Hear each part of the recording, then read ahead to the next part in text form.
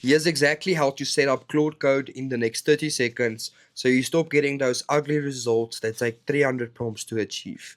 Let's get it. This is going to be a really quick process which essentially takes you from using Claude Code inside the web like a chatbot to actually using it like the machine it's supposed to be.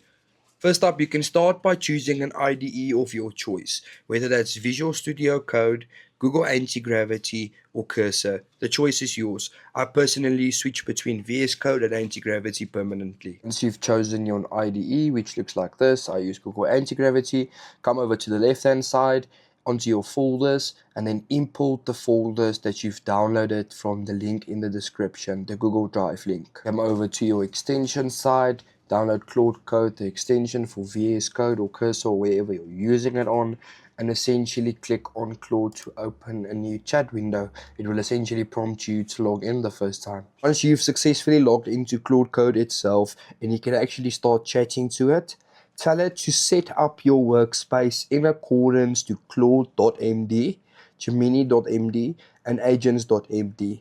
That will essentially get your entire workflow built for you and ready to go.